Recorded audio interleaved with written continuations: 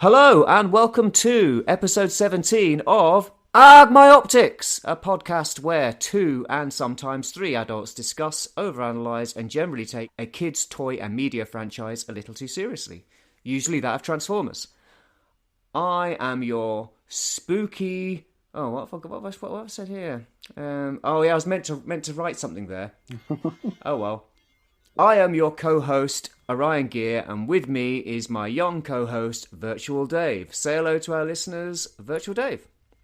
Hello, everybody. Oh, spooky. In addition to myself and Dave, we have back in our virtual studio our good friend, Michael Quintesson. Welcome back, Michael. Hello, nice to be back on AARGH. That's what I call it. Well, that's what all the kids are calling it.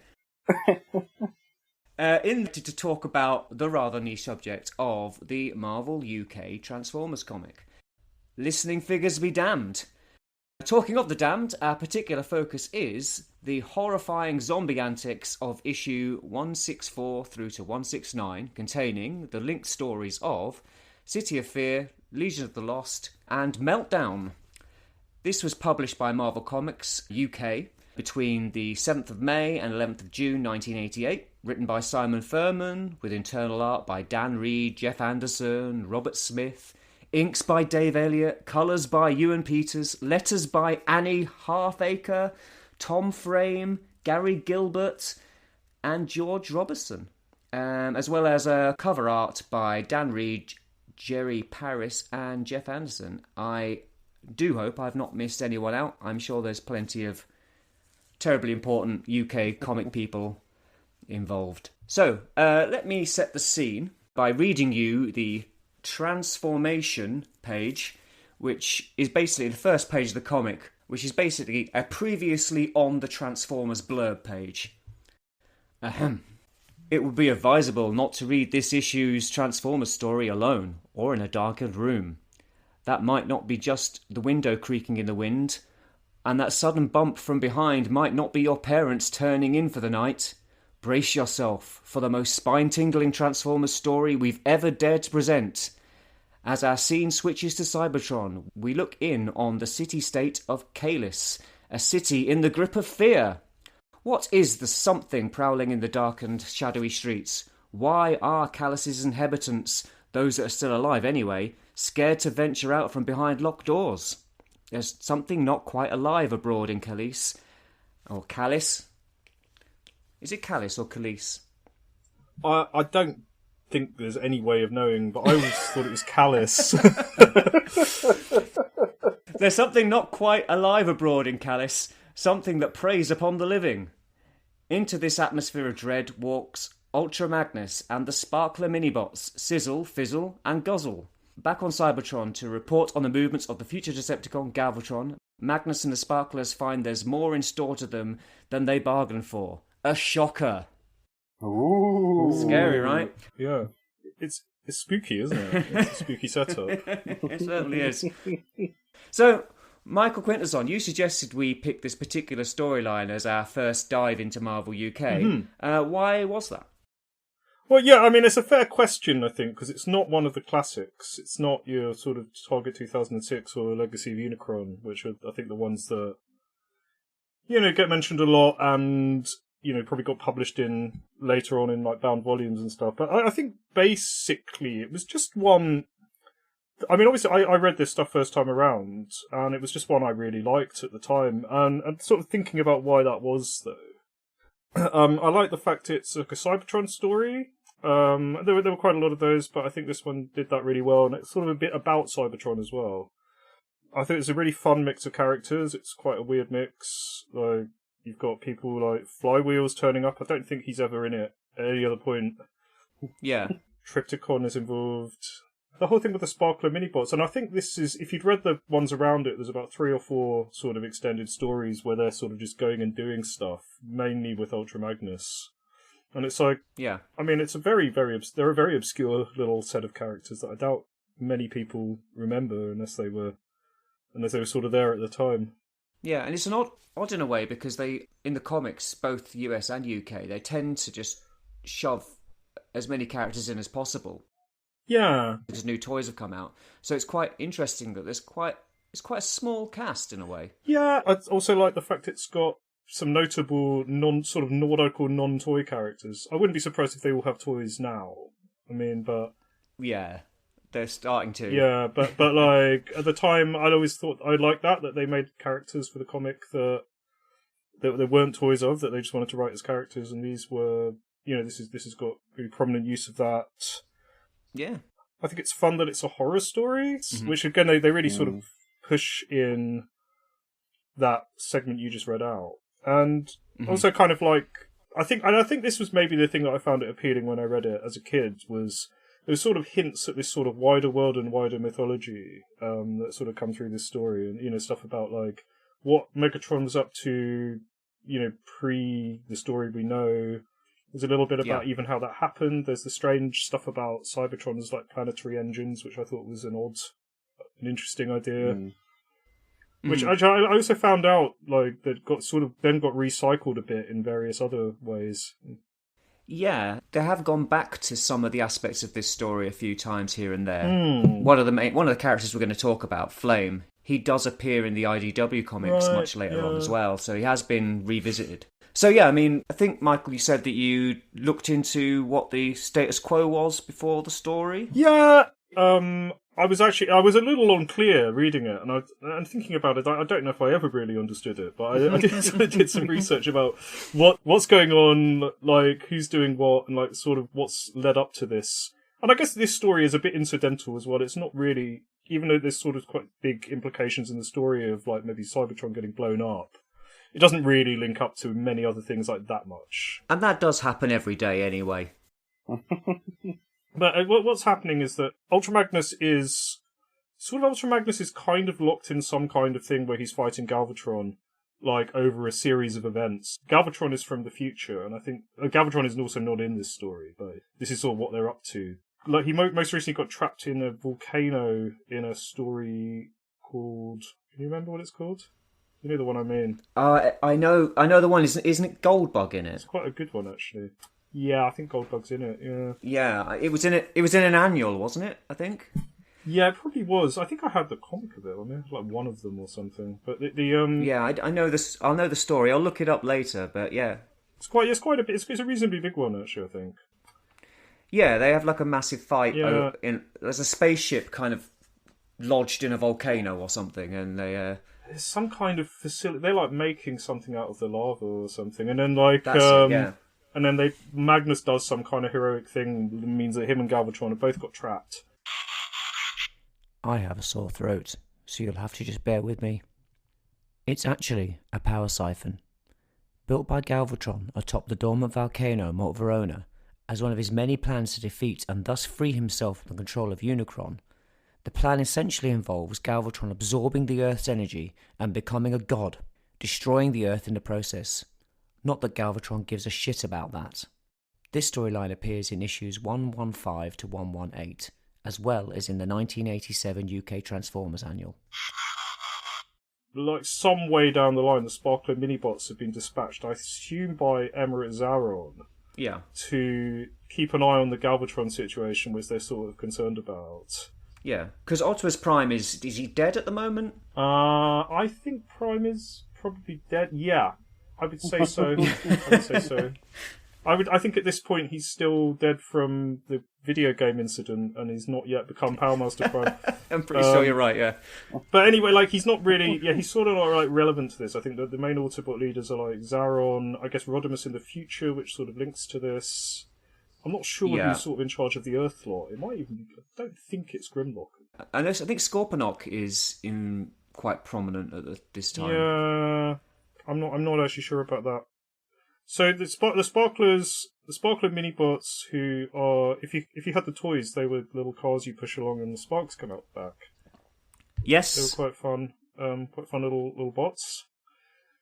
So they've dug Ultra Magnus out of the volcano to try and help with the Galvatron situation, and then I think they've bumped into Galvatron, had a bit of a fight, which didn't really go anywhere, and now they're like going back to Cybertron to try and report back to Zaron, and they're going to bring, I assume, Ultra Magnus with them. Mm-hmm. And Yeah, they're using some little sort of space portal generator thing to do this. But I know that I think that brings us up to where we are. Absolutely.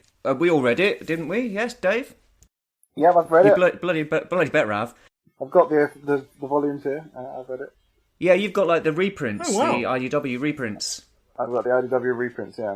Didn't know that was a thing. It was titled City of Fear, but it included all 3 stories, didn't it? It did, and I've even got another one here that goes into when Galvatron comes back and he comes out of the water. Oh yeah, and then he fights the Seacon. They're called the Seacons? Yeah. Yeah. Yeah. So yeah, they did collect it eventually. Well, obviously, like you say, it wasn't like one of the big stories, but it obviously deemed good enough to be collected. Obviously, it's written by Simon Furman. Pretty much all the UK comic was. I think it's actually all of it. I think I kind of assumed that he'd done like the bulk of it, but no, I think he wrote all of the UK stories, and then kind of all the American stories as well after a point. Yeah, he took over when Badansky quit.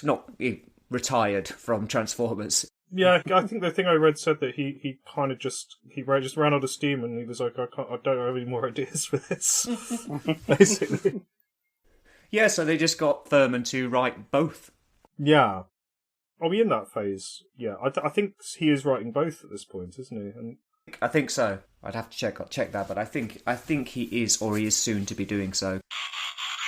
Not quite yet. Simon Furman would take the reins of the US comic a year later, in May 1989, and continue to oversee both US and UK versions of the comic until it ended in May 1991.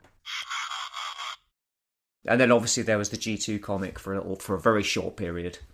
And then it was all over until much later when Thurman came back and did Regeneration 1, and he's now doing a book called Transformers 84, which is like a prequel to the original UK comic. oh yeah, and in fact, that is one of the stories where Megatron's planetary engines get mentioned. Exactly. Apparently. Yeah, so yeah, there you go. yeah. And he also brought it up again in previously, I think there was a later comic called The War Within, which is really like a Prime origin story, but that also mentions this. Yeah, that was a Dreamwave comic. That's right, yeah. Which, when Dreamwave did the Transformers comic, it was considered like a new continuity, but they did pull bits from... Yeah, exactly. And in fact, I think in future versions, because I think in this story, and I guess we're getting into the story now, but like obviously a bunch of the story is about how Megatron had built these giant engines in Cybertron so he could like essentially fly it around in space, like conquer other planets. Sensible, yeah, fine. And then he didn't ever really do it. So I don't really know why. I think it just didn't work, or he got stopped. Yeah, I assume he got stopped by the Autobots somehow. And there's a rogue Autobot sort of scientist called Flame who's trying to revive this project, and he's pretty loopy. He's nuts. But I think in the later versions of it, they were kind of always there. Like, it was more like, this is something, maybe it's to do with Primus, and it's that Cybertron always had these engines. But I think in this version, Megatron built them. So, like, City of Fear is like the first 2 issues of this story. That only really features Ultra Magnus, the Sparkler Minibots, or Sparkerbots as they were actually called as toys, but because they had, like, this was like a name that they were given early on, and that's what Simon Furman had in front of him, so he called them the Sparkler Minibots, even though... Absolutely standard, isn't it? This always happens. It's like, here you go, Simon, here's the new toys coming out soon. Don't worry, we'll probably change all their names, and then you'll be blamed for confusing them. Yeah. There you go. So yeah, Ultra Magnus and them pretty much as the cast of that. I think... Oh, and you've got... and Flywheels. Flywheels. Battletrap kind of appears as well, but very... I don't think he says anything. Oh, there you go. You've got your Flywheels. I brought him out as well. Is that a modern Flywheels? That's a modern Flywheels, yeah. It's a bit of a visual moment, but yeah, nice to see him. Yeah, that's just... Is it Siege? He's Siege, yeah. Yeah. So... Yeah, the Duocons are interesting in this because they don't work like they're supposed to. So that absolutely stood out. They were just triple changes. Yeah, pretty That's much. what I was going to ask you guys. What's up with that? Was that always a thing when they appeared? I don't think they're in any of the other stories. They didn't appear that often. Yeah. Yeah, they might. It might be their only I appearance. don't remember them being in it at any other time. But yeah, that was. I think that struck me at the time, and it was like, yeah, it's a bit weird because I'm sure that they could have written him as a tank on a plane and made it work in the story, but like, maybe it was one of those issues with not having access to the toy when they wrote it and drew it, and then they didn't really know how it worked. It could be. Maybe. It's not impossible it's something like that. This guy's called Flywheels. He turns into a tank and a jet. I guess he's a triple changer. Like a triple thing. Yeah, but I mean, it didn't really.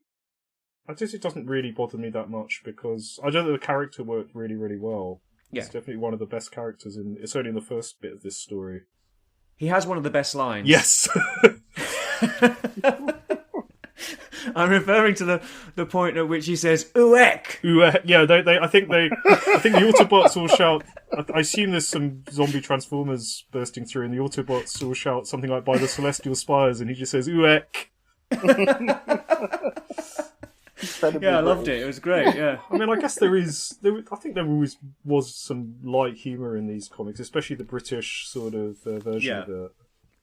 No, there are a few times where people do say things that are very, don't seem like the kind of thing that transforming robots from another planet would say. So it's them, Fizzle, Sizzle, Guzzle, the Duocons, and that's it until we move into the next bit of the story when you introduce a few more people. Which I quite like the fact that it is like a slow building cast. Yes. And there's Choffer as well, who's the robot that we see on the first panel. That's true, which is... Oh, okay, it's killed. And again, this is an audio medium, but I don't want to go too into the visuals, but it's I think it's a great image. Like, there's some really great, like, big frames, big panels in this story, which is another thing I really liked about it. It's really nice. It's Dan Reed is drawing those two issues, and like it's got a really kind of almost kind of Jack Kirby-esque kind of art style going on. I read somewhere that he was sort of a bit of an opinion splitter. I mean, I think he's probably one of my favourite artists that did these comics. Like, I think his stuff looks great, but like, apparently some people didn't like. He's got a very kind of organic feel, and they're sort of a bit bendy sometimes. Yeah, and he's a little bit inconsistent at times. Yeah, it's got vibes though. You know, it's very expressive. He does seem to struggle with Ultra Magnus's proportions. Yeah. Ultra Magnus seems to have a giant head a lot of the time and a tiny body. And the way he draws transformation, it's like they set on fire and melt. Yeah, it's weird. I mean, I think it's something mode. I kind of quite like about these comics in general is sort of how inconsistent the art style is, and it's sort of you just move on to the next issue and it will look quite different. Well, if you think about it, they're jobbing artists, and there's like normally they're drawing, I don't know, Machine Man or whatever, or they're on 2000 AD, or maybe they're doing a bit of other Marvel work, and they go, oh, we just need you to bang out a few issues of Transformers. What you need to know is this guy turns into a tank, and that's about it. Yeah, really. It could be like that. I mean, I guess they it's a reasonably. I mean, I get it. This is probably quite a lot of artists that worked on these comics, but it's a reasonably sort of consistent cast of characters, isn't it? In a way, so I think all of these. The guys that drew these, like, I recognise their style from like other editions. Yeah, there's some, I like quite a few of them. Yeah, I mean they're all good, but there's some standout bits which we'll get on to a bit later. But yeah, so I did quite like those first couple of issues, and there's some quite good stuff in it because basically they turn up in this township or whatever, Callis, and things aren't quite right. Yeah, it's all a bit eerie and weird. And the locals are spooked. The Empties, as they're known. Yeah, there's these sort of Transformer down and outs, which is a weird little detail. Yeah, and they're called Empties because they're running low on fuel. Running low on energon. Yeah. Is that what it is? Yeah, because of the war, they're basically like refugees. All right. The war has left them low on fuel and living in slums, and yeah, they're called Empties because they're literally running on empty. That makes sense. I thought when they did the Netflix show, they called them Sparkless. I thought it was something like they were pulling back to this. That's a different thing. They're more like zombies. Okay. But we're getting on to zombies. But well, that's what. Yeah. But But the empties are just regular Transformers that are down on their down on their luck. I think there's something here actually which sort of maybe expanding on like why I sort of like this being a Cybertron story, and it's sort of something about the way they portray Cybertron in these comics, which is it does feel like a significantly more of a real place than it does I think in any other like version of this, you know, from this time. Yeah. In the cartoon, it was just this weird sort of like clean sort of globe that like just Shockwave sat on in a big chair, and like nothing seemed to happen there for a long time. And it was like a ghost town. Yeah. There's like no one there. Whereas this Cybertron, firstly, there's sort of hints at like, you know, there's other towns, there's locations. It also looks like a war zone. Like it looks totally fucked. Yeah, absolutely. Yeah. It's in really bad shape. And I just sort of like the bit. I like the bit where they're running around and they fight this big sort of lizard robot. And there's sort of Decepticons on the outskirts of town that are like stopping people leaving and stuff like this. Again, it's another example of like, oh, you need to draw some baddies, just make up some Yeah, robots. and they made some quite weird looking stuff. Yeah. Apparently this lizard thing's a Decepticon. We don't know who he is. It doesn't really matter, I guess. But yeah, that big lizard robot thing is with Flywheels and Battletrap, or whatever his name is, the other Duocon. Yeah. But they get scared off, don't they, or something? Because they go into Callus, which is like off limits to everybody, because there's some creepy shit going on. Callus, I think, is where the Autobot leadership was based at this point. But yeah, obviously when they get there, it's gone weird. They can't find anyone. Everyone seems spooked. And then, like in this fight, there's a great panel where Magnus just grabs a giant girder and bashes like Flywheels out Yes, of the sky. I noticed that.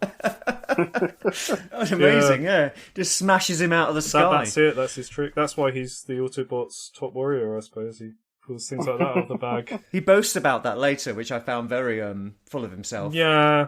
But he is a bit of a dick, to be honest. Like, there's a bit where he, like early on, where he's talking to Flywheels. Yes.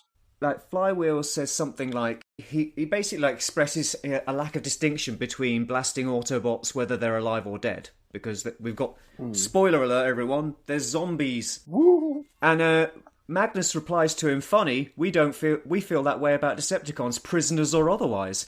So he's basically like, I've got no qualms with executing prisoners. That's fine. I mean, I don't really feel. I feel like A bit of an arsehole. it's a bit of an odd tone for Magnus to take, and it's not really what he's normally like.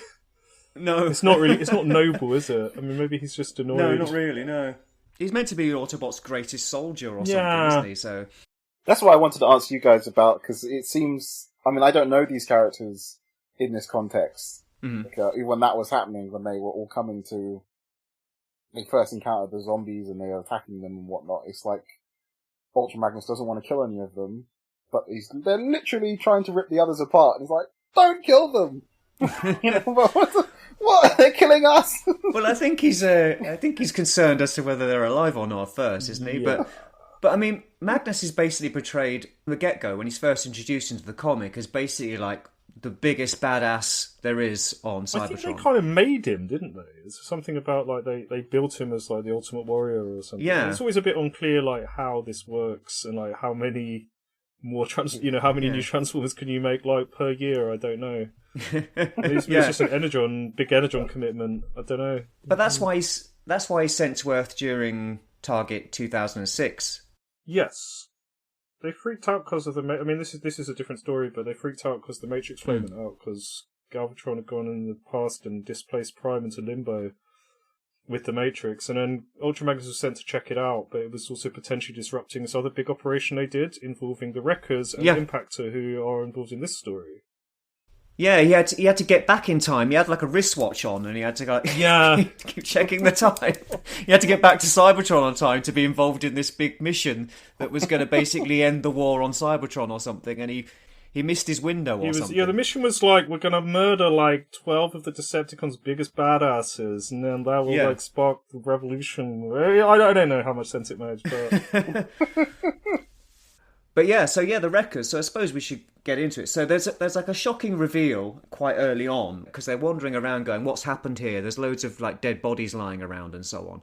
And one of them picks up the head of this robot that looks a lot like Cup. It does look like Cup. Yeah, and like they're kind of going, "Oh, well, there's been like a battle here or something. There's a lot of dead people lying around." And he drops it on the floor, and as they walk away, it suddenly opens its mouth and kind of looks terrifying. Yeah, That was great. it's a great image actually. Yeah, it's very good. I'm thinking about using it for the thumbnail for the I think it's a good call. It's also used as in that transformation section at the start. I think they use it. It is, but yeah. So then they basically discover that the dead are coming back to life and attacking people, which is why everyone's terrified of moving into this area. And another reason why Flywheels isn't too happy with being captured by them. The Flywheels is freaking out. Don't take me to Callus. Shoot me. Yeah, exactly. Shoot me first. That kind of stuff. Yeah, absolutely. So then, when do we first see Zaron? Is that like The next episode. Well, that's it. I think that's the structure. I think this. I mean, it's part of the. I think the structure, which works quite well, is the first third is really kind of almost a mystery thing. Mm. They don't really know what's happened, and then they sort of resolve that somewhat, or they work out how to block. These zombie transformers, which they do refer to explicitly as zombies as well, which I thought was sort of an interesting little thing. Then I think, and the part of the big mystery is like, what happened to Zaron and the Wreckers? Do we need to talk about what the Wreckers are? Is that obvious to everyone in the wider community? Yeah, no, we should talk about what the Wreckers are. I mean, they've had quite a presence in Transformers ever since. Yeah, They're basically like a kind of elite troop of Autobot badasses. Commandos, really, I suppose. Yeah, aren't they? and they are originally led by Impactor, later led by Springer. And they usually involve characters such as Wreck and Ruin, Roadbuster, Broadside, Twin Twist, and the other one, Topspin. Yeah, it's like basically the triple change. It's the original Autobot triple changers. Those guys that jump up into robot mode. Jump starters, I think they're called. Are they called jump starters? A weird double-headed, double-bodied guy. Wreck and Ruin, who doesn't have a toy. Who's not Wreck and Ruin, who's definitely a non-toy character. Roadbuster, who's not in this one. I don't know if there's any loads more Wreckers. I feel there might be one or two more. There are one or two more. The full Marvel Comics lineup of Wreckers includes Impactor, Springer, his triple changer brethren Broadside and Sandstorm, Rack and Ruin, not Wreck and Ruin as Orion keeps saying, Roadbuster, the Jumpstarters Topspin and Twin Twist, and finally, the two we forgot, Inferno and Whirl. How could we forget Whirl? Ultra Magnus is kind of almost an honorary member, but not really. He sort of works with them a lot, but he's a bit to one side. So, yes, I think they figure out, or somehow, I think it just suddenly pops into someone's head that maybe some kind of signal is making all these dead Transformers come alive. Yeah, I think it might be Flywheels, actually, that suggests it, and then they sort of run with it. Yeah, I think he suggests jamming it, and there's a great... Oh, yeah, that's right. There's a great panel where Fizzle and Guzzle, I think, kind of do this excellent kind of like dough kind of thing when they realise that. So if this is just a signal, there's something we can do about this. Yeah, exactly. So they go to jam the signal, and the transmitter station inside there is really nice. Like the artwork. Yes, of the I really station. like that segment and the artwork in it. It's great. I think that's very. Is it Dan Reed, the artist for this one? Yeah, Dan Reed. Yeah, for these two. Yeah, issues, I think that's very typical of his style. He has those very kind of like globulous organic shapes. Yeah. Like I said, there's a Kirby-ness to it that I quite like. It's really kind of space age and smooth and lots of like little kind of greebles on everything and so on. Yeah, it's got a lot going on, which I quite like. I really like that part because it has that bit with Ultra Magnus trying to figure out if you give that guy a gun or not, and he's like, should I? He randomly decides to make Flywheels like his guide or something for some reason, or his bodyguard.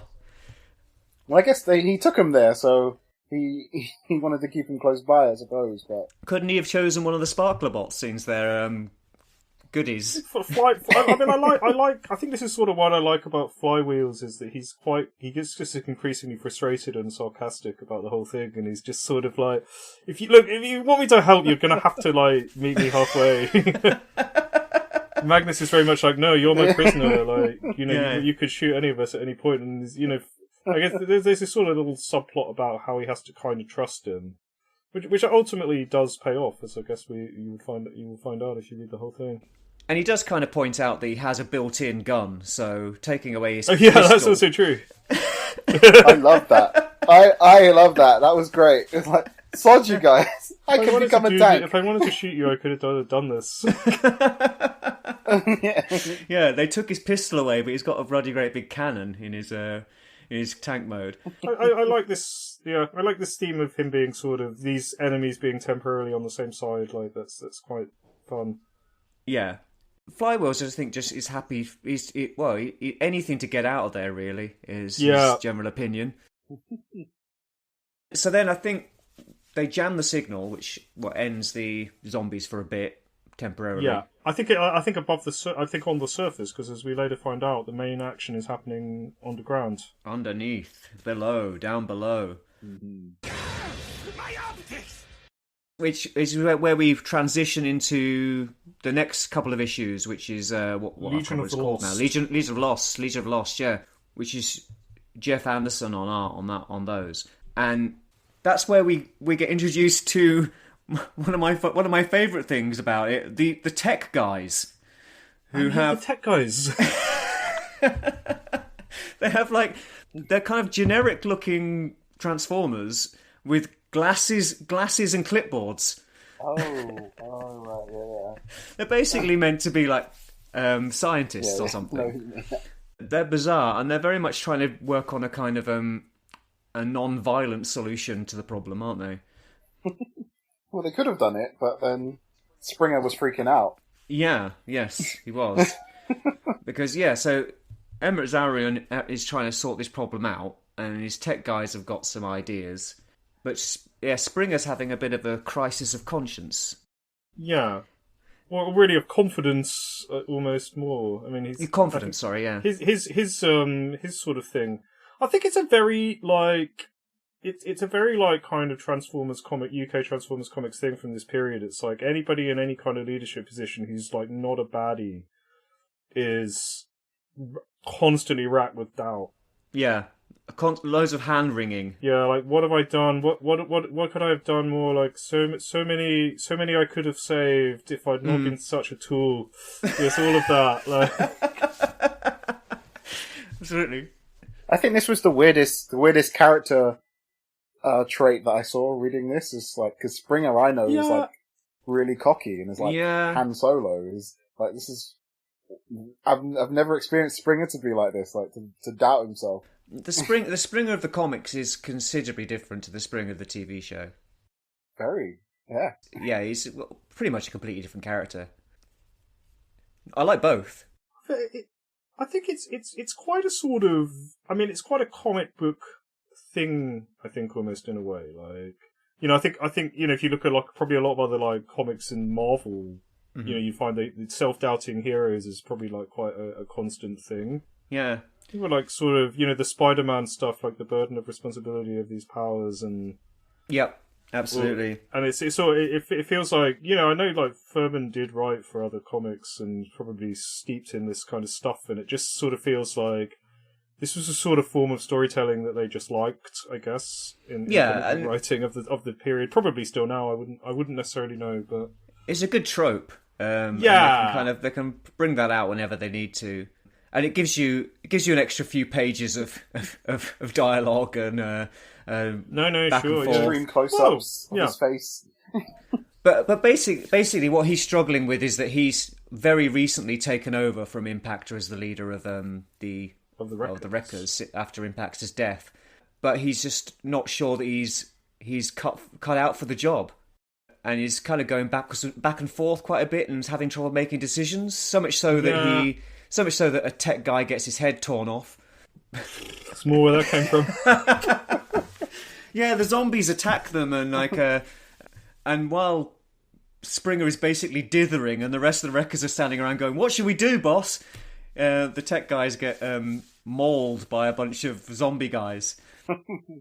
Yeah, I mean, I think possibly anyone could freak out in that situation, but I suppose he is meant to be leader of the elite team of the Autobot warriors. Yeah. I think Zaron, the way he deals with it is very, he is the politician, and that's his character, Emirate Zaron. And I don't know if we probably want to talk about him a bit as well, because he's very prominent in this, but he's highly manipulative, I thought. Yes. In this situation.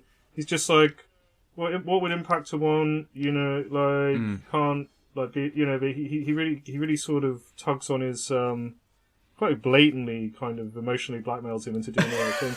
But, I mean, but it was the right thing, but it was definitely the right thing to do. And that's why he's in charge.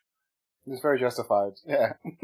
He's a great character, and he's basically like the boss of the Autobots on Cybertron. On Cybertron, yeah. And yeah, he is far more a politician than a fighter. In fact, he, as we find out later, he's not transformed for hundreds of years, and worries that if he did do so, the shock might kill him.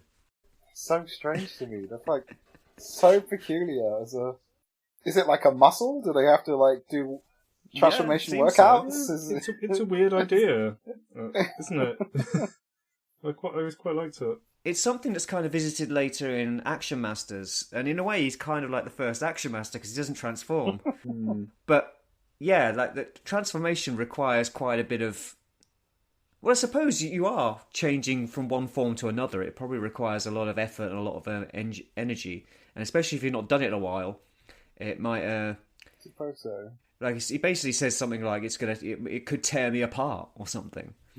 But I mean, I guess actually, like, if I find some really really old Transformers like toys, it feels like that could happen when you try and transform them. So exactly, yeah. Maybe that's what they were thinking about. Vintage G1 toys, especially ones with like gold plastic or something, Vintage like G1 transformation danger, yeah. Yeah, exactly, yeah. You want to be careful. It could be quite brittle. Gold. He is gold. He also is gold, yeah. That's an issue. So yeah, they get captured, don't they, by Flame? Is that right? Yes, I think this is a flashback. So I guess in part one, the first two parts, where like one of the big mysteries is we don't know what happened to these guys, and then you get to this point, and it transpires that they got captured, and I think it starts they're sort of already captured. Yeah. By Flame. And they're wearing inhibitor bands, which prevent them from transforming. Yes. Which, when I first saw it, I was like, why are these bands they've got not over their arms? And then later they explained that they weren't tied up, they were just stopping them from transforming. Yeah. Because at first I was like, they can just walk about and do whatever they want. Like, so it's like the movie. They're not like ropes, they're just to stop them from transforming. It's like what the Quintessons use. Is it? Yeah, I guess so. Except in the movie, but they do. Those do pin down their arms, though, don't they? I think. Yeah, but they say that it stopped. They couldn't transform while it was on them or something. Yeah. Yeah, it does feel kind of similar to that. Yeah, it's a kind of similar thing. And this was 88, so that movie was well in the past, so it's quite possible it was influenced by that. But I mean, the artworks are quite good. I like it. It's cleaner than Reed's artwork. It's changed. Yeah, it's changed. Yeah, it's Jeff Anderson. I like the art. I like all three artists. I think who did this. It's just got. I mean, it is cleaner. It's still got some like really nice frames. Yeah, it's good. It's still quite expressive. Yeah, I like it. But like I say, I liked all of it. To be honest, it's good stuff. I did read the letters pages on every issue as well, which is also a lot of fun. Yeah, I went through some of that stuff. Actually, I mean, I think this is probably my favourite period for the artwork in this, actually, which is like another reason that I sort of went back to this story. So, and actually, I thought like Target 2006, which I also read, it's like, I think there's something sort of about the colour palette in that period, which is kind of a bit murky. Yeah, it's muddy, isn't it? It's a muddy colour palette, and I think it's obviously like, actually, if you look at it, it's often the colouring. Obviously the colourings have been done by a different person, and they had this very sort of shiny robot kind of color. They have these sort of almost like reflection marks and stuff on their panels, and it's almost a bit like hard to see what's going on in some of the. Some of the panels. I think. Yeah. Whereas it is. this point, it's cleaner. It's sort of just a bit easier to see. It's a bit kind of it's a bit simplified in a good way, I think. I think they've kind of moved more into kind of a house style now. Yeah. In a way. I mean, they obviously have different styles between artists, but Transformers seems to have kind of solidified into a particular look. Whereas early issues, you had some people drawing in a very kind of painterly kind of way, and then other people who were doing more kind of dynamic stuff, and it was kind of all over the place. I mean, the early ones, some of them they looked very, they made them look very, very like the toys as well and stuff like that, which I guess people would absolutely, some of your modern fans would absolutely love. But yeah. Well, I guess it's more they actually want the toys to look like the fictional versions, though. Yeah. Which is odd, actually, because I sort of see the toys as like the kind of primary source, really. Yeah, I think there's that's the differentiation between a lot of fans is that that the TV show or the artwork. I mean, to be honest, we've talked about it plenty of times, but like show or comic book accuracy is such an impossible thing to achieve because these things are so kind of different. Yeah, inconsistent. Yeah. But yeah, I don't think you should want a cartoon and a toy and a comic to look exactly the same. No, I don't think so. It doesn't really make sense. It's like, especially animated cartoons are like simplified very much on purpose for like reasons of just economy. Yeah, exactly. So then when you make a toy that looks like that, it looks wrong. Tell me about it. But then Hasbro can sell you 3 different versions. So well, yeah, that's these days. Yeah, they'll go, oh, this is the one from that comic, and this is the one from that TV show, and this is the one from the modern TV show, and we just kind of changed the artwork, the deco, or we've slightly remolded the head or whatever. But yeah, so in the flashback, because we've kind of gone a little bit ahead to where they're in the inhibitor bands. In the flashback, they basically get attacked by the undead, and in the flashback, there's another flashback, and Springer's talking about. Yeah, that's kind of right. Springer's talking about Prime. Yeah, it's a flashback within a flashback. When he first became leader of the Wreckers, I think, isn't it? Yeah. What was going on there? Why was Prime in handcuffs? It tells me to go to issue 99, but I haven't got that. I honestly can't remember. What was the reference to issue 99? Something about Prime in handcuffs. That he was a traitor or something. Oh, no, I have no idea what that was. I don't think I actually read it quite that early on, actually. I think I picked up on it a bit later, and then I've sort of seen, bits and bobs of the earlier bits. Yeah, it's while he's doing all his kind of mithering over becoming leader. Yeah. Something to do with Megatron basically kind of conning Springer into executing Prime as a traitor or something. But yes, you'd have to go back to issue 99 to check that. Well, maybe I will do that. Which of course we did later.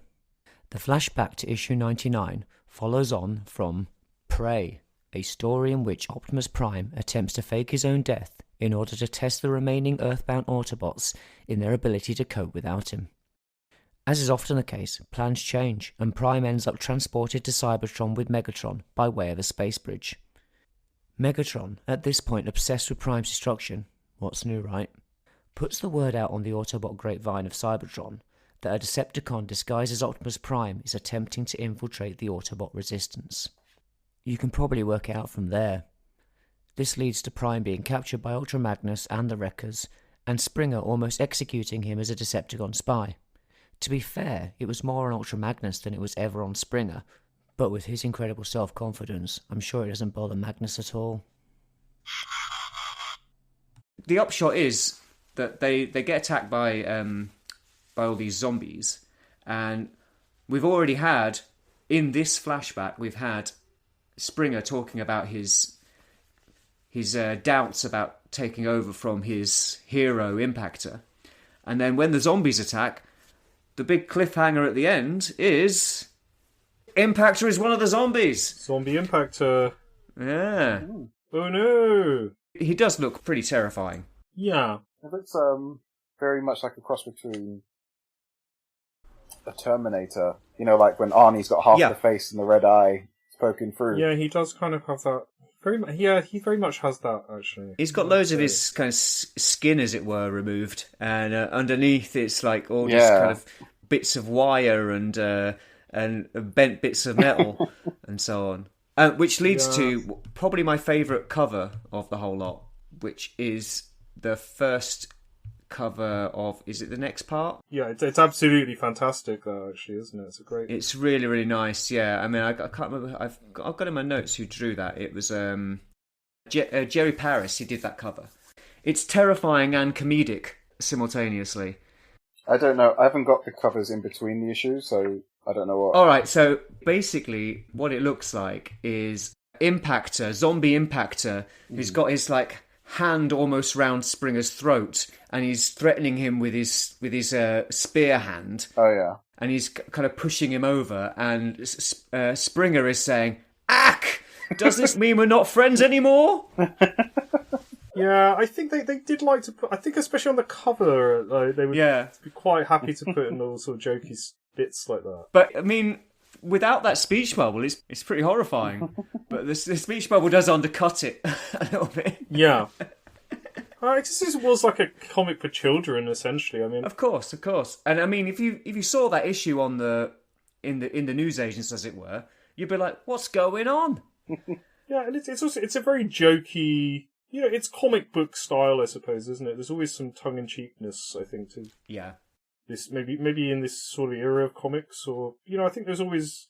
I mean, I suppose it's like maybe it's worth talking a little bit about the transformation section at the start, which is, obviously, it's almost like a little newsletter, and it's quite kind of like folksy. Yeah, it is, yeah. And I guess my question as somebody that hasn't read loads of comics would be like, was this typical of comics to have this sort of intro section that's going to tell you this kind of thing? It is. It's typical of Marvel Comics, for sure. Yeah. Do Marvel Comics still do this?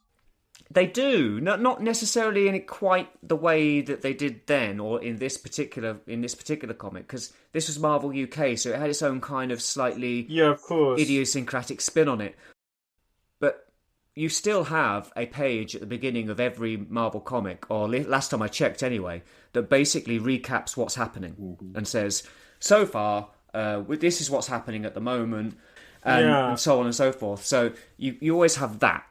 It'd be like a little cross-sell telling you who's in this issue. Yeah. Yeah. Whereas, I think it's... Sorry, but one of the things the UK comic does is it has like little bits about what's happening in the art or the backup strips. Yes, I really noticed that actually, and it's like I think there's a bit. I guess it's something you lose if you get the bound editions. Actually, it was fun going back and looking through these. Yeah, I don't have them. I mean, I got scans of these. I think I have all of these comics actually somewhere, but like I was looking at scans for this. And yeah, I thought it was very fun actually. It was sort of like, you get this sense it's almost like a little newsletter about like this, and it was every week, I think this, wasn't it? Yeah. Which is quite amazing to think about. It is, it's absolutely amazing, because like, obviously the American comic was coming out monthly, so they had to make a lot of backup material to fill the pages. But yeah, so yeah, those little transformation things. So yeah, it is kind of typical for comics, but it is slightly more... It's got its own tone. Yeah, it has got its own tone. tone. I think it has this real sense of like, this is your sort of weekly... Maybe it sort of gives you that feeling of being in like a bit of a fan community, I suppose. This is on my weekly broadcast from the world of Transformers and like associated Marvel Comics, and like the letters page also kind of feeds into that a bit as well. I was going to say, yeah, the letters page definitely follows that through, because you get the fan feedback and you get Grimlock or whoever is manning the letters page at the time. At this time, it was Grimgrams. Yeah, it's still Grimgrams. And Grimlock would be basically answering people's questions. People would often... There's a lot of people complaining about continuity errors. Yeah. I actually, having read the letters page, I was like, I'm actually assuming that this had quite a lot of adult readers as well, because these weren't letters written by children. They didn't seem to be, did they? Yeah. But yeah, and he called the people who made the comic stubs or stubbies. Oh yeah. and they would write in saying, "Oh, the Stubbies have done it again. They miscoloured this person in issue 183." Yeah, I'm sure they did, because they miscoloured things a lot in these comics. But yeah, I feel like it sort of gives the impression that maybe Grimlock works in their office. No, it's brilliant. which is I guess is fun.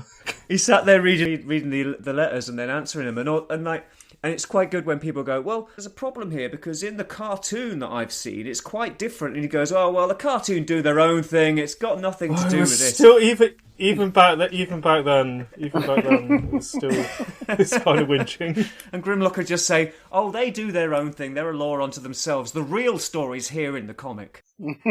Correct position, in my view. Yeah. To get back to the story then, so the final part of the story is, what's it called again? It's called... Meltdown. Meltdown, of course. So, well, actually, no, we're halfway through Legion of Lost, aren't we? Because Impactor has come in through the door. Yeah, that's right, yeah. The door looks like a regular human door, which I noticed. Yeah, you can see. Actually, I mean, I'm looking at this. There's a hinge. There's an actual normal hinge.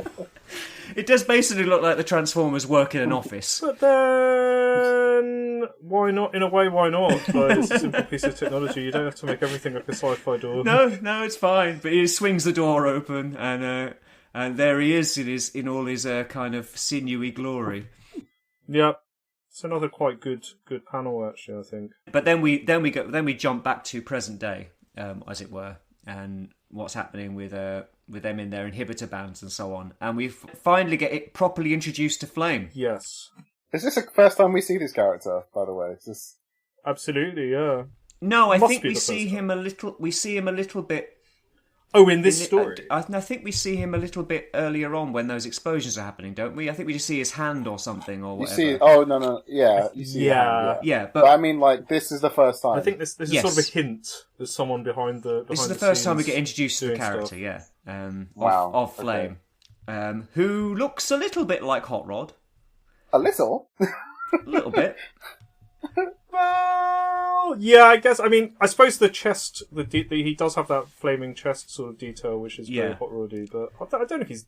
It's the colour palette and the flame on the chest, I guess. Yeah. He looks like Hot Rod and Pyro from the Brotherhood of Mutants. That's who I initially saw. Yeah, I mean, I suppose more it's more his special power, as it were, because he's. Yeah, this is an interesting thing. He's a scientist. But he turns into a tank that fires flames. Well, I guess you don't get to choose, how that works. If you're created as a Transformer, you're like, well, this is my ult mode. I'm sort of fire weapon. But, like, what I really want to do is go to the Autobot Academy of Sciences with Emery Zaron and my fellow students. Well, yeah. Which I think it was something, like, as silly as that. It was, like, I think it was something like the Autobot Academy of Sciences. It was something like along those lines. In fact, I think I've got the page here. Something about the pompous Council of Elders and so on. And then, it's something about... Oh, yeah, the Academy of Science and Technology. Fine. I mean, sure, why not? I mean, I guess I thought it had something to do with the fire. I thought it was going to be more like he wanted the thrusters to ignite because he likes fire, or there was. I was expecting more fire to be at the end of it. No, he's not obsessed with fire. He may be called Flame, and he may shoot fire out of his tank mode, but he's not. Basically, his plan is to modify Megatron's plan that was originally to turn Cybertron into like a spacefaring battle station, to go and basically fly around the universe like the Starship Enterprise. And Or the Death Star. Well, no, not Death Star. He doesn't want to hurt anybody. He just wants to go do some exploring. He's sort of basically he's weirdly well intentioned but completely crazy. Like his idea is like actually like quite a nice plan, but like. There's a few obvious, like, massive problems with it. And one is it won't work, and it will just probably blow up the planet. But also, I mean, I had another thought about this, which is like this planet has a war on it. Yeah. So why do you want? Like, is it going to be very welcome when it shows up? It's like we're doing like mainly science and exploration, but like also we've been fighting a war against these other guys for like millions of years. Try to keep out of that, and like we have a nice time. Maybe don't visit the surface. Don't visit the surface. Don't ask too many questions. But yeah, he basically wants to go about doing a kind of diplomatic mission, which, you know, he is bonkers. Yeah, I mean, he's definitely very mad. I think that's driving most of what he's doing. You know he's mad because he puts his little finger up to his face when he laughs. In a really strange way. He kind of does it like a kind of almost like a Vulcan, like a sideways Vulcan greeting at one point, which I'm not sure what that's all about. He does look nuts. Yeah, I mean, I like that an Autobot is the baddie in this, and I think that was something I found fun when I first read it as well. That is well, yeah. It was very strange. Again, maybe it does sort of give that impression of a slightly bigger, more complex world as well. It's something the comic does a fair bit. Like that's one of the things I like about it, is that the characters are far less two-dimensional. It's not like, I'm a Decepticon, therefore I am a Autobot, therefore I am... Yeah, I mean, Grimlock does some appalling stuff at various points. There's a lot of nuance, isn't there? And there's a lot of people who aren't quite sure they're on the right side of this war at times. I mean, Flywheels, I mean, he doesn't seem too dedicated to the Decepticon cause. No, he's just sort of like, how do I get through the day? Yeah, like, that's what he's interested in. How do I get through the day without becoming like a zombie or like getting shot by one of these Autobots? Yeah. But then he does, and I guess we'll get onto, he does sort of come good in the end. Yeah, he does. So we've got this kind of prisoner situation, and Flame kind of wanders off, doesn't he, to attend to his big plan, and leaves Impactor to watch them. Impactor doesn't do a particularly good job of watching them. I mean, he is a zombie after all. He's just being remote controlled by some computer, I guess. Yeah. I mean, it's not very clear how that works. He seems to have some sort of autonomy. Mm. I was going that. So what's going on with this signal in the zombies? It was very vague. Yes, it just skimmed over that part of like how he's controlling these dead people. Yeah, and it gets even more confusing later when Impactor's consciousness starts to resurface. Yeah.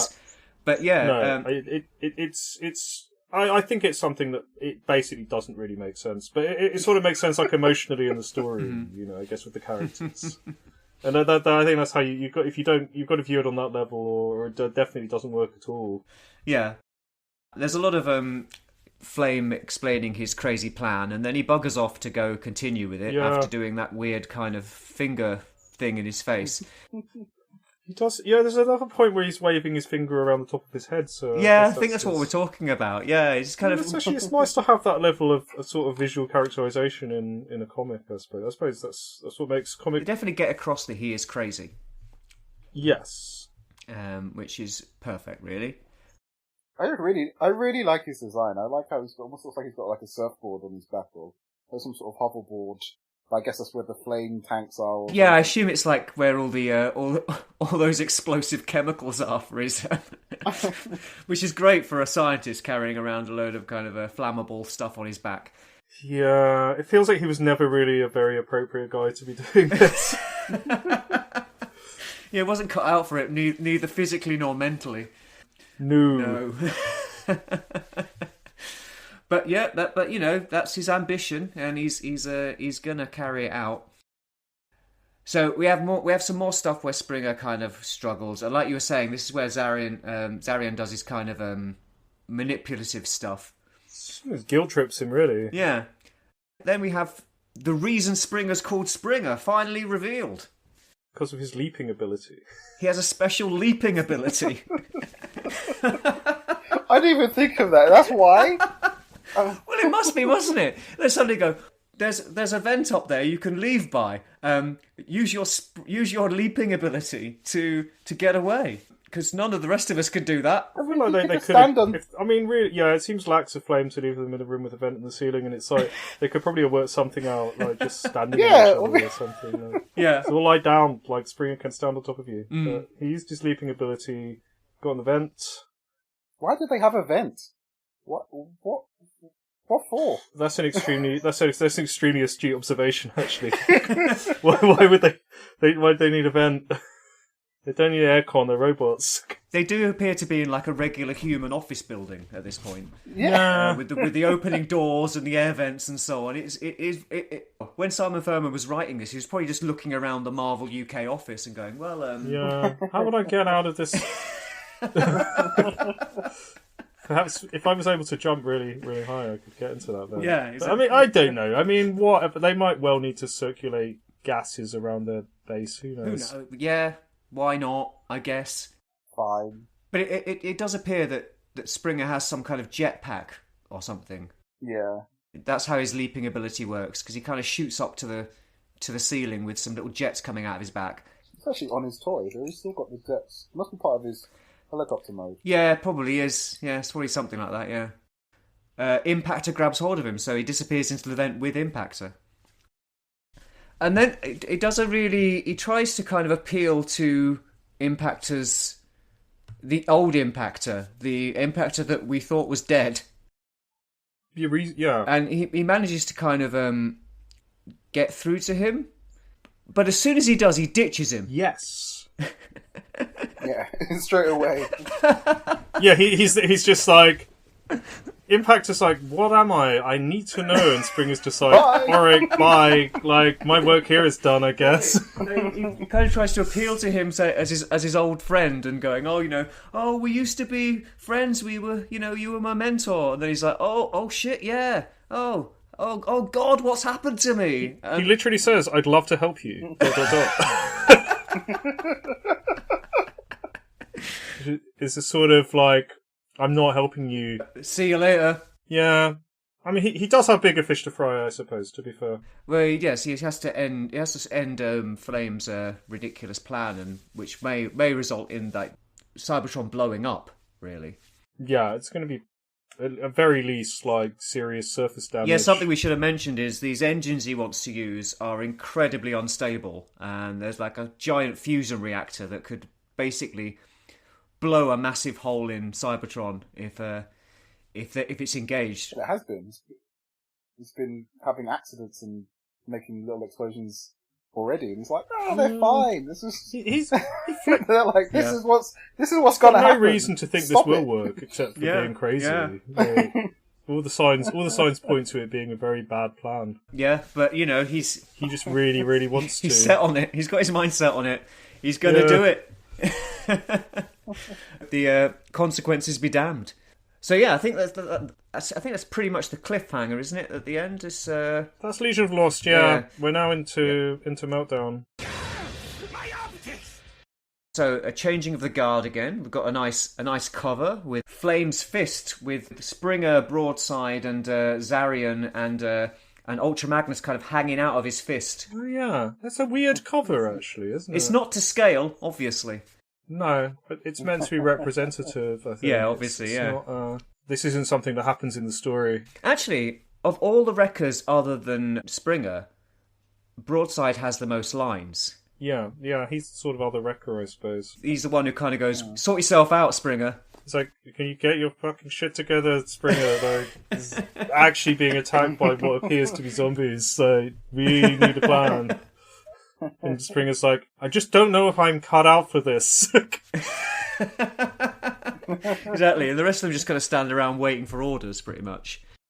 I really like this first page of Meltdown, though, with Flame just angry or happy. I can't tell. Oh yeah, I think it's sort of the second. Well, there's a prelude where it's just a recap of what's happening, and there's a great sort of single panel of Flame just looking very mad. No, it's really nice that they have this, because obviously they have the first page where they kind of tell you what happened before, but it's nice that there's like an in-story recap. Yeah, especially as you were like, I mean, we haven't really seen Magnus and the Sparklers for 2 issues, so... Yeah, they've been kind of AWOL. It's nice to be reminded that they're still up to something.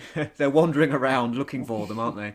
But yeah, that first splash page of Flame is great. Yeah, really yeah, good. that's a really top-notch one, actually. Yeah, the artist team has moved on, and we've got Robin Smith. Robin Smith, who's he's great. Apparently, he didn't do a lot of art for Transformers, but the art he did do is great. Yeah, I think he's a 2000 AD guy. Yeah, I think you might be right, yeah. In fact, I think there's quite a lot of crossover. I mean, I guess I basically think probably a lot of people drawing comics at this time in the UK had done something to do with, been involved in it to some degree. Yeah, loads of the people who worked on Marvel UK worked on other UK comics like 2000 AD and so on. Because back then you couldn't get your pages done and send them over to the UK from America or vice versa, so it was all done. You probably have to send them in by surface mail or something. Yeah. So it'd take We forever. didn't have the internet, and they were whacking out a comic a week, so they hadn't got the time for that. Yeah, they need to find a local artist. Yeah, but we're entering the end game of Flame's plan here.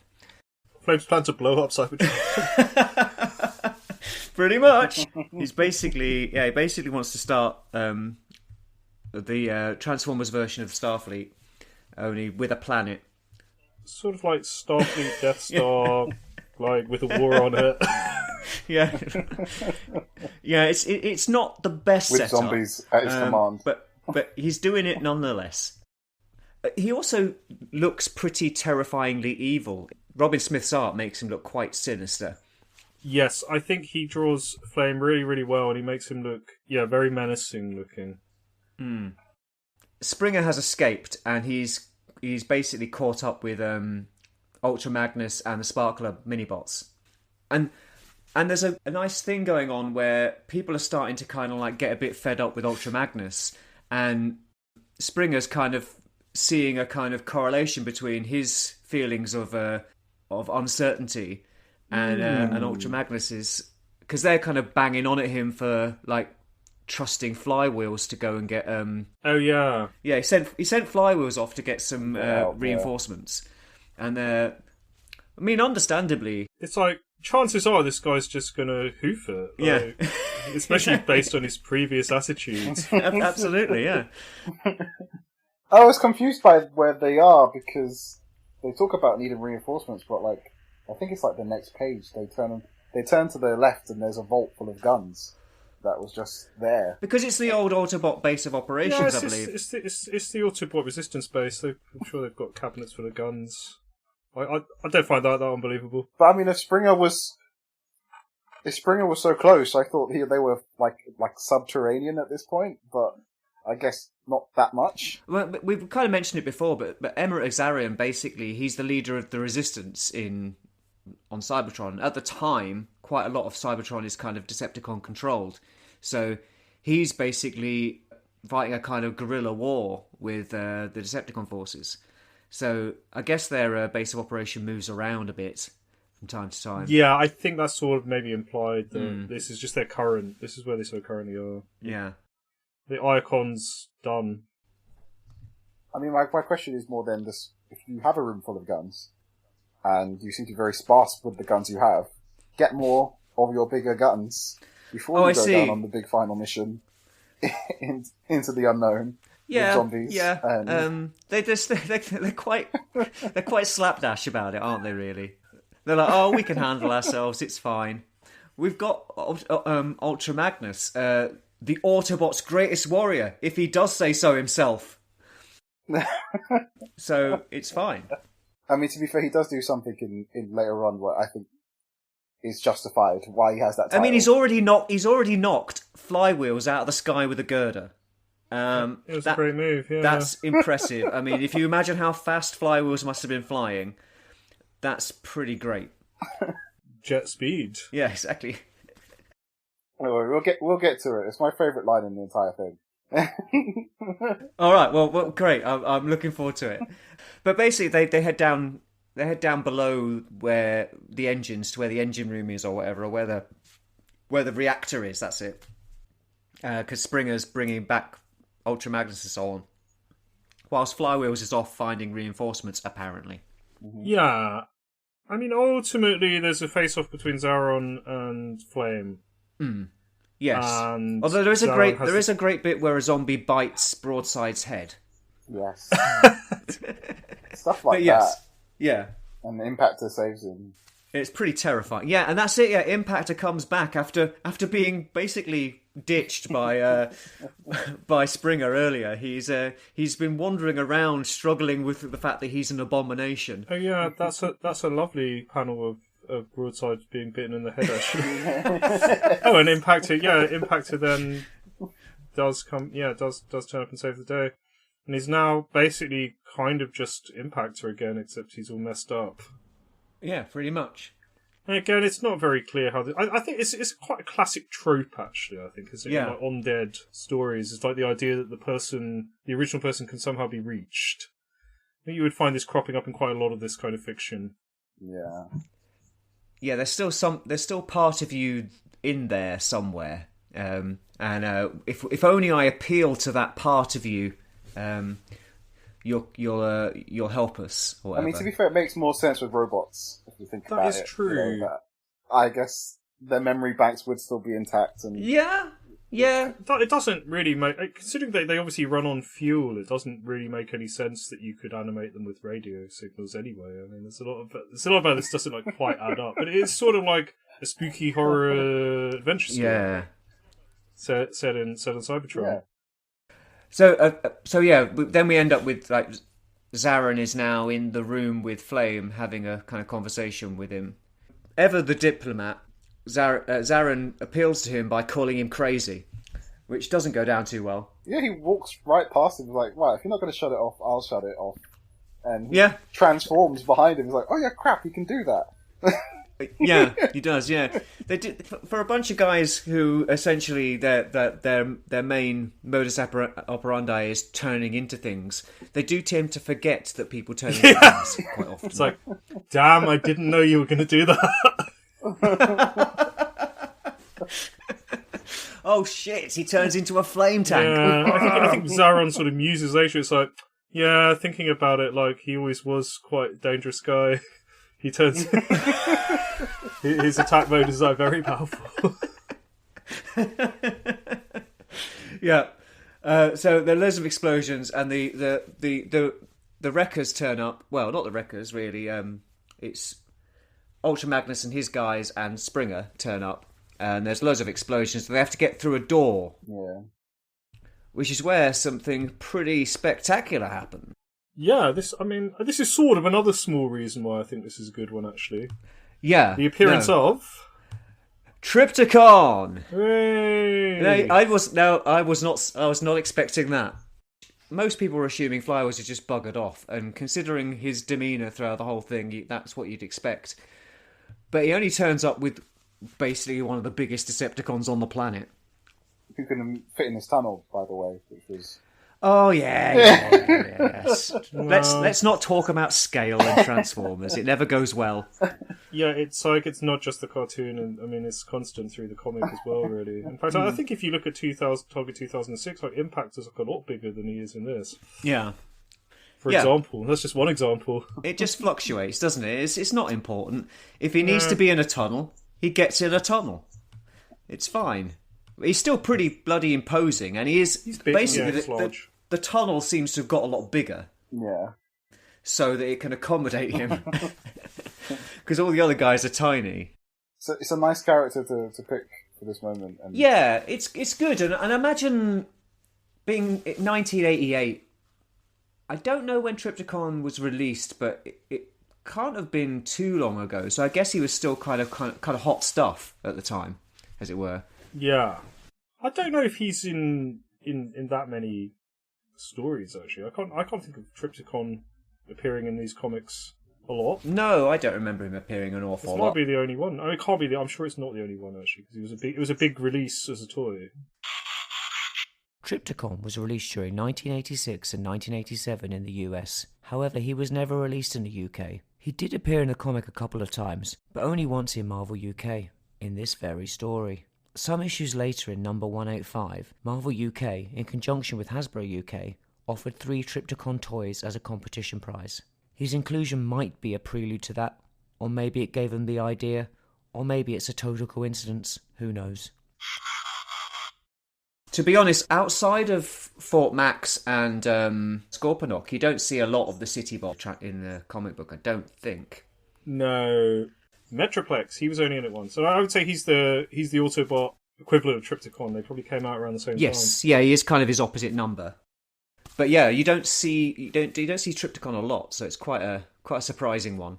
Yeah. To be honest, as a Transformer, he was always one of those ones that I was confused by because he doesn't have a proper robot mode. Yes, that's right. He just has two. It is weird. He just has two alt modes, basically. I mean, maybe the dinosaur mode is a sort of. I don't know what you mean. There's no humanoid robot. Yeah. It's unusual. It's like Ravage or Rat Battle or something, isn't it? It's just, that's their primary mode. Yeah, he's a beast. Fair. He's a beast robot, isn't he? Maybe was he made by that big monkey? Yes. Oh yeah. I think he is. I think he is. Yeah. He's one of the primitives. Yeah. Is he a primitive? Yeah, Primicon. Yeah, I think he is definitely one of the primitives. I suppose. Yeah, you've got Skylinks as well, who's similar. It's not totally unprecedented at all, but he stands out. But it did seem. I think it seemed odd to me at the time because, like we say, his opposite number was Metroplex, who was far more traditionally a robot man and a city. Yeah. But he had the toy had like a kind of a battery operated gimmick. It walked. Yeah. I never had that. I mean, I don't think I've ever seen that toy. Actually. Yeah, I mean, I've not seen the original 80s toy in the flesh. I obviously, know a bit about it, but I've never seen it in reality. As Dave will tell you, they have revisited all of this stuff, and there's a new Trypticon that is massive.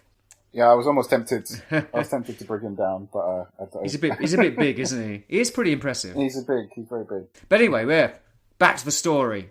I like how they resisted having like suspense build up to Trypticon's arrival. He just appeared. Yeah, that's absolutely right. Boom, yeah. Boom. It was like we weren't expecting that much. He snuck up on them. Whoa. Just the door opens and there's Trypticon. Oh, crap! Yeah. Yeah, he comes careering down a tunnel towards Ultra Magnus and the Sparklerbots, and they're like, "Oh, we've got company, and it's big!" And there he is, and he basically looks like he's charging at them, and they all kind of prepare to fight him, don't they? Yeah. Until it turns out... And then... Yeah, Springer just like, pops hello, around from behind his worry. leg and goes, "It's okay, he's with us." And then we get the explanation from Flywheels. But he comes just at the right time because they need to smash through a door to get in and stop what's happening in the lab. This is my favourite bit. This is it. All right, well, you describe it then, Dave. Well, they burst through the door and what's the guy's name? Emmerich Zarin. Emmerich Zaron. Having a moment, they're having a conversation. He's got him pinned up, and then Ultra Magnus just appears out of nowhere behind him. Like, is this guy bothering you? And just picks him up and throws him. Yeah, that's great. He's great. This is my favourite bit. They don't call him the Autobot's greatest warrior for no reason. He picks him up by the scruff of the neck. Picks him up and throws him. It's just like, this guy's just some scientist or something. Who's gonna pick him up and fucking throw him on the floor. Put me down. Yeah, and Magnus is like, sure, and then just throws him at the wall. So Flame is, I guess Flame is basically done at this point. Pretty much. Can't really do anything else. Yeah. He tries to reactivate the zombies. But this is where we get to the bit where there's kind of a who's going to sacrifice himself, because for some reason the controls to turning off the reactor are inside the reactor. Yeah. Because obviously that's how you design it, isn't it? Because once you turn on the reactor, it's very important that you definitely know you're not going to ever want to turn the reactor off under any circumstances. Exactly. It's probably why they didn't get planning permission. Yeah.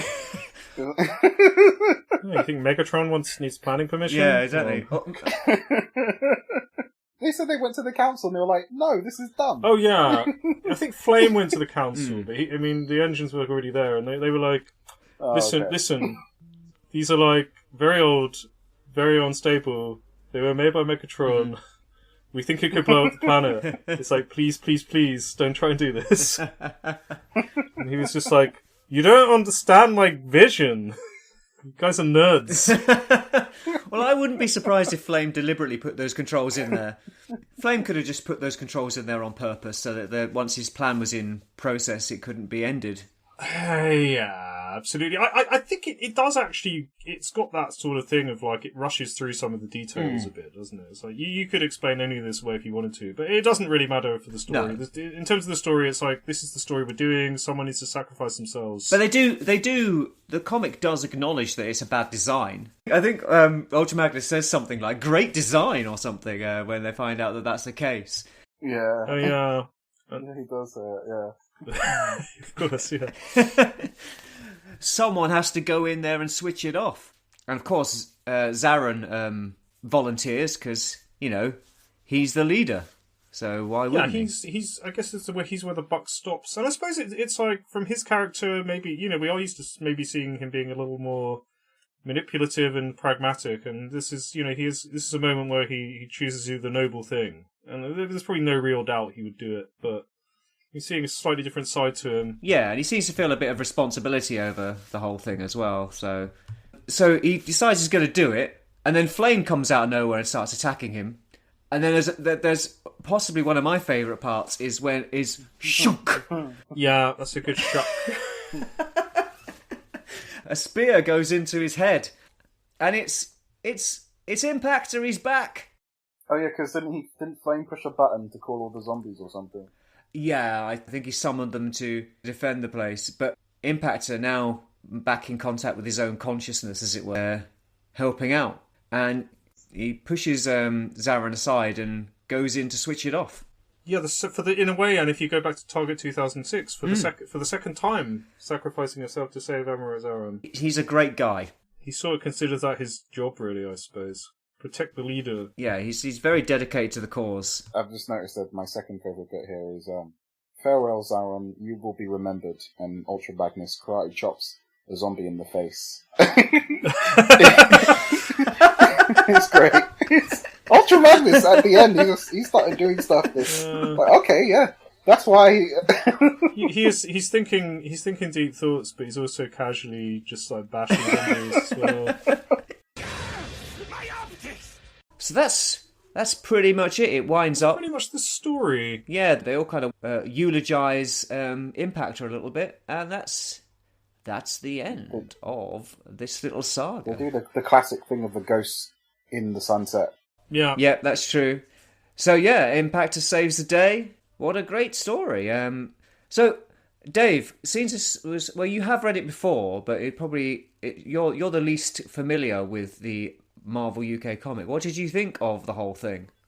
You're right. I read this ages ago, and it was like a pot of luck that you picked this because I just happened to have these issues. Oh yeah, that's funny because I know you're not that familiar with these comics. It was good, compact little story. I'm glad that you guys covered a bit of like the world building and stuff because I have no idea what's going on.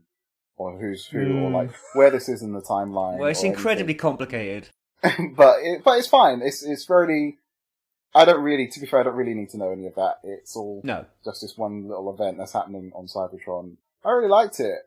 The only downside to it, I'm afraid, is that I fear if Super 7 does a toy of Flame, I may be very tempted. You need to buy one. I like his design. I think he looks really cool. Yeah. Yeah, it's a good design. Yeah. That's true. He's never been visited, but in this day and age of collectors being given everything they ever fucking wanted and then more. Yep. You could absolutely see it happening. So I mean that was actually going to be one of my questions. So has there ever been a toy of Flame? No, not yet. It's definitely one of the more obscure characters from the canon. No, not as yet. But it's only a matter of time. I think everyone. I think Impactor has turned up in various guises over the years. I think after this, there's actually this is quite. It's quite not fortuitous, but it's quite a coincidence that they've recently announced a new Impactor as a new toy. Yesterday. And it's in the proper Marvel Comics colours. Funny, yeah. So, was Impactor a Simon Furman creation or a Buddy Ansky creation? I think he was a Simon Furman creation, I think.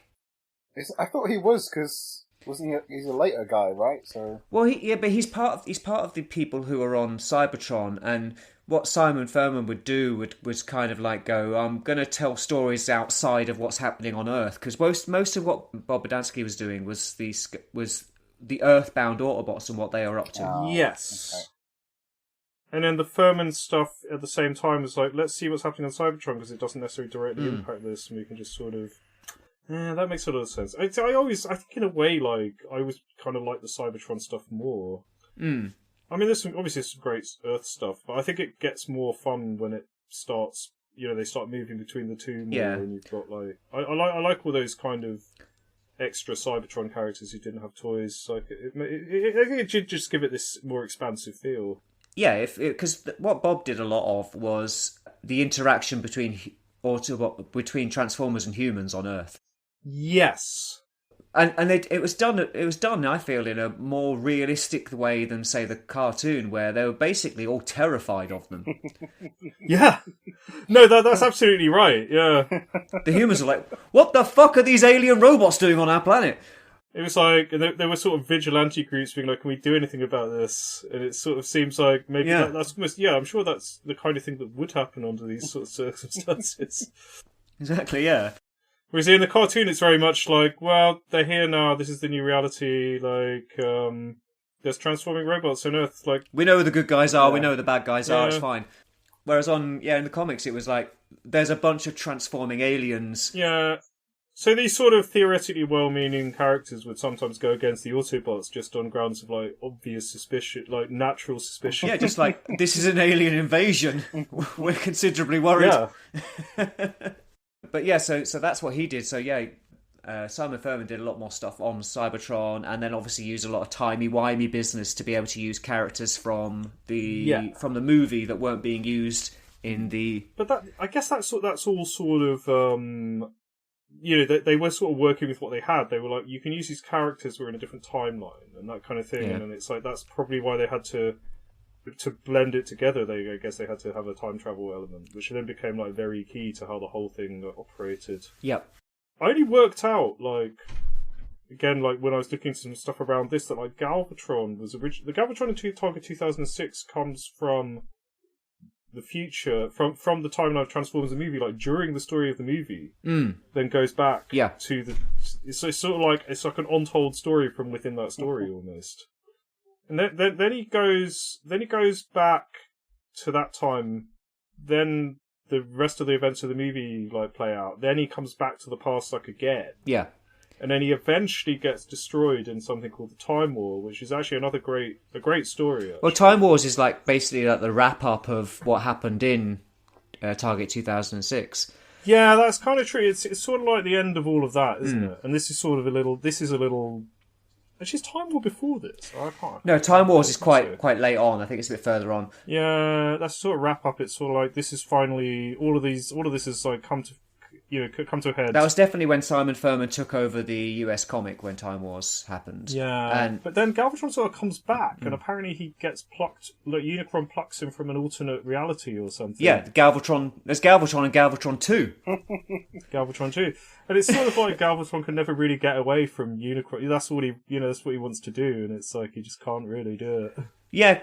Basically, Unicron can reach through different realities and pick out... Even through realities, yeah. And he's like, yeah, you Galvatron in this reality have done your job, so you're therefore no longer useful. I'm going to move you to another reality. You can, like, work for me again.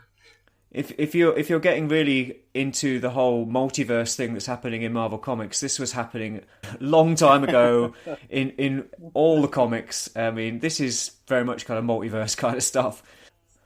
Yeah, it's time travel multiverse. Actually, like I had a little. This was a little thought I had about this story actually, which is kind of funny. You said timey-wimey, which is explicitly like a Doctor Who reference. I believe that's the first time. I felt that the structure of this story was very like a classic Doctor Who. It's like you get these crew of people turn up in a place where things aren't quite right, and there's something sort of seemingly supernatural going on. They work out that it's actually a technological explanation, not a supernatural explanation. Yeah.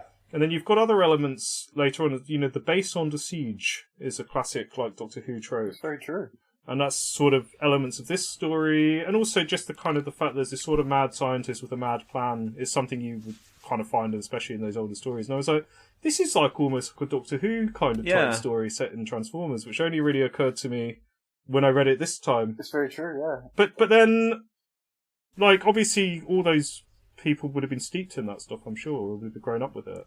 That's what I was about to say. It's not terribly surprising considering that was British sci-fi at the time. There was even a British Marvel Doctor Who comic running around the same time. Yeah. Which famously Alan Moore wrote for and stuff like that. Well, there you go. Yeah, it's like, I was like, yep, this is really like got a lot of those story elements. I thought it was a fun little thing to note.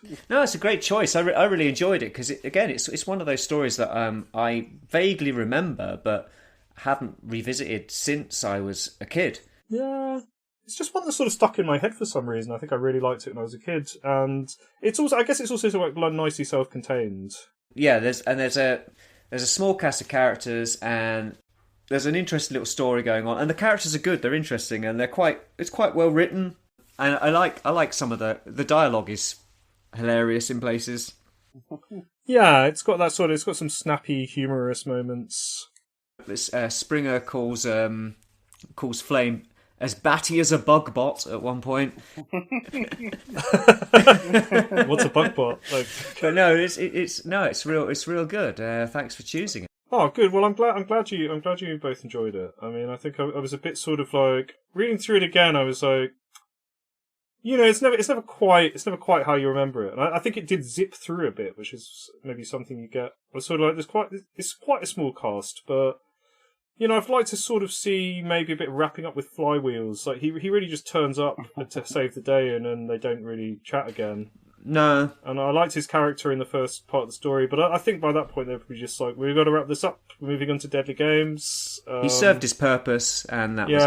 That was going to be one of my other questions, is did he ever return and collect his debt to Ultra Magnus? He says, I'll be coming back for...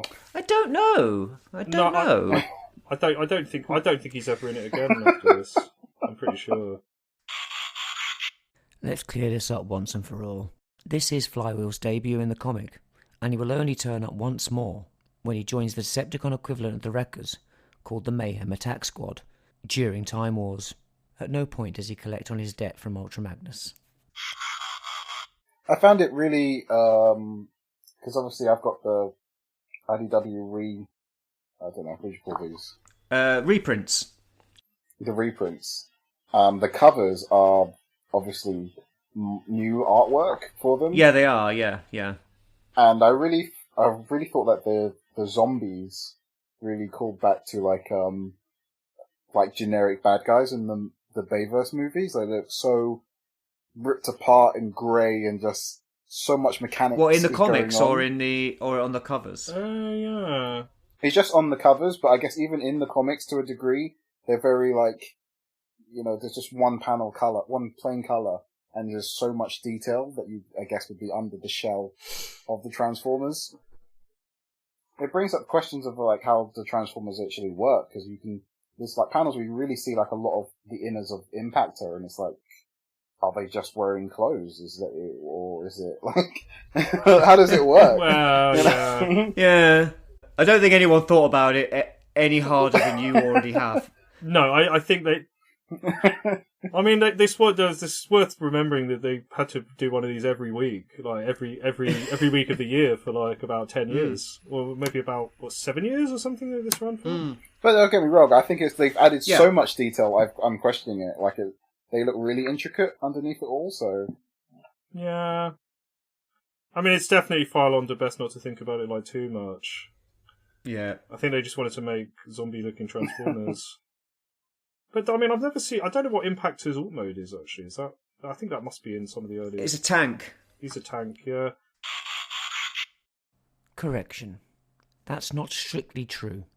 Originally, it was revealed in the letters page by Dreadwind, who was answering the letters at the time, that Impactor's alt mode was an earth-boring vehicle. However, this later got clarified as a drill tank, whatever that is.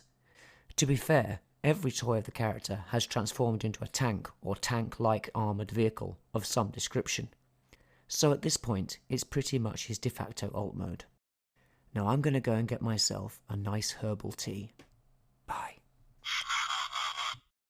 I feel like that's the go-to if you're not sure. Some kind of tank. Yeah. I imagine if we ever saw Zaron transform, he'd also be some kind of tank. He is apparently. He is. I looked it up. He is some kind of tank, but we don't see it because he hasn't. Yeah. He does mention that he has a battle mode, and it is some kind of little mini tank or something. He does mention that. Yeah. His design is very. It's very like we haven't really thought about what he turns into. Yeah. He looks a little bit like Megatron. He does. His chest is looks kind like of a gold got a Megatron, kind of a. He is kind of like a gold Megatron, yeah. Is there anything anyone wants to mention before we? I want my flame toy. You want a flame toy, yeah? Yeah, I mean that's if that happens as a result of this podcast, then my work absolutely, is done. that would be great. I mean, I suppose we can talk about the fact that there's not been any toys of Flame. There's not been a toy of Zaron. Has there not? That surprises me a little, actually, because I thought he turned up in various other cartoons and stuff. There is like a special one-off Action Master version of him, right? But it was totally third party, non-official, yeah. But he's not been made into a Transformer as of yet. The rest are all Transformers that have been made. Obviously not the tech guys. Nah, don't hold your breath for that one, actually. But everybody else were toys, and they've had toys since. And Impact has had several toys. Yeah, and he was in War for Cybertron, I think, wasn't he? He was, yeah. He was, yeah. He sacrificed himself in there as well. Yeah, he did. Yes, it's true. It's basically his character.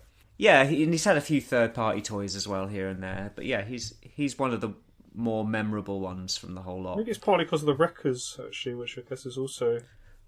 Well, yeah, the Wreckers are still a big deal. Yeah. There's been... Did Rackaroo ever get a toy? No, unfortunately not. They got one in Cyberverse. Oh, have they? They're in that, apparently, yeah. Oh, okay. All right, well, there you go then. But yeah, the Wreckers are still a big deal today. And as we were just talking about, Hasbro have recently announced they're going to put out a special wave of Wreckers. The first reveal was a new Impactor. Fine. And there's going to be a bunch of about 5 of them. The second one was revealed today, which is a G2. What was he called again? I don't know. It's basically like they're using a Mirage mold for him, but he's basically a race car, an F1 race car. Leadfoot, but he was part of the Wreckers in the G2 comic.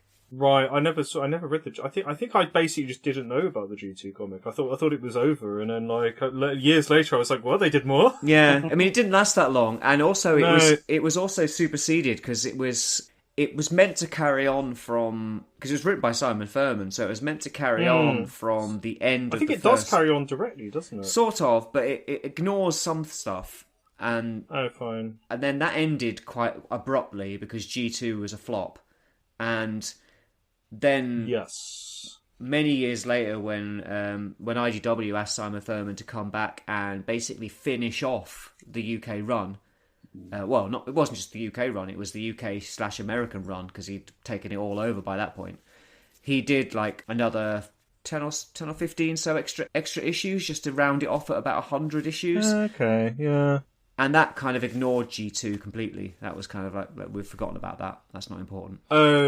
When did the logo, the actual insignia for the Wreckers start? Because none of them have it in this as well. I noticed it's like I don't think it's in any of these actually. I think that was invented much later. Oh, it's a later thing. I think that was something that they in fact, added. I didn't even know about this. I only know the Wreckers from these comics. Ah. They've got a different Autobot logo now. It's basically got like a hammer in. It's like an Autobot logo, but with a hammer in the middle. But I think that was added a lot later. Okay. Yeah, Probably due to IDW or something. Right.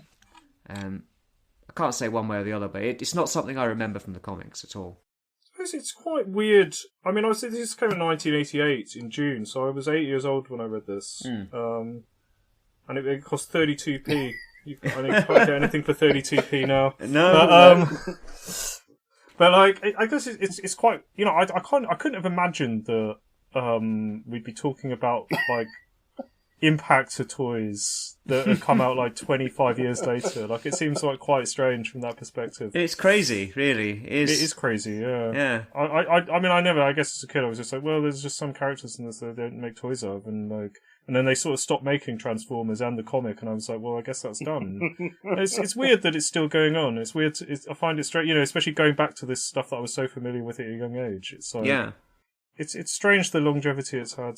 Yeah, and the current Transformers toy line is called Legacy, and it's basically its modus operandi is plucking various characters from various parts of Transformers and kind of redoing them in a particular style. Yeah. I suppose if you told me they still been making Star Wars at this point, I would have been like not very necessarily very believing of that either. It's sort of like I think it felt at that point like these franchises had a limited lifespan. Yeah. And I sort of remember like Star Wars toys, and it was like they're stopping making Star Wars toys now. There won't be any more. Yeah, that's your lot. And there won't be any more films because it's over, and we're going to have different films now. And it's like simply not how things turned out.